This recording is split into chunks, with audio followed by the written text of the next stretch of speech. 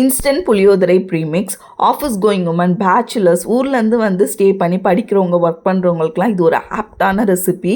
5 நிமிஷத்தில் கோயில் ஸ்டைல் புளியோதரை பண்ணோன்னா இந்த ஒரே ஒரு பொடி போதும், பண்ணி எடுத்துடலாம். இதுக்கு பேன் வச்சுக்கோங்க, ஒரு ஸ்பூன் எண்ணெய் ஊற்றிக்கோங்க.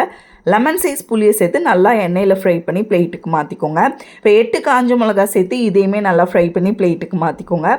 அதே பேனில் 2 டேபிள் ஸ்பூன் உளுந்து, 2 டேபிள் ஸ்பூன் கடலைப்பருப்பு, 2 டேபிள் ஸ்பூன் முழு மல்லி, 1 ஸ்பூன் மிளகு, அரை ஸ்பூன் அளவுக்கு வெந்தயம் சேர்த்துக்கோங்க. இதை எல்லாத்தையுமே நல்லா பொன்னிறமாக வறுத்துக்கோங்க. வறுப்பட்டதும் ஸ்டவ்வை ஆஃப் பண்ணிவிட்டு 2 டேபிள் ஸ்பூன் எள்ளு சேர்த்துக்கோங்க. எள்ளு அந்த சூட்லேயே நல்லா பொரிஞ்சு வந்துடும். கொஞ்சமாக கருவேப்பிலையும் சேர்த்து நல்லா ஃப்ரை பண்ணிவிட்டு பிளேட்டில் கொட்டி எல்லாத்தையும் ஆற வச்சுக்கோங்க.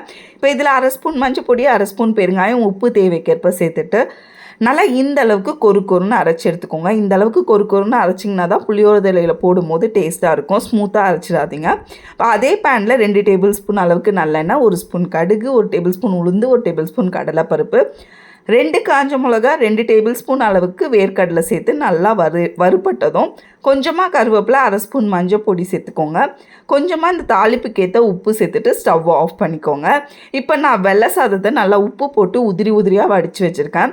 இந்த சாதத்தை ஆற வச்சுட்டு நம்ம பண்ண தாளிப்பு 2 டேபிள் ஸ்பூன் அளவுக்கு புளியோதரை பொடியும் சேர்த்து நல்லா மிக்ஸ் பண்ணி இறக்கிட்டிங்கன்னா ஒரு சூப்பரான இன்ஸ்டன்ட் புளியோதரை கோயில் ஸ்டைலில் ரெடி.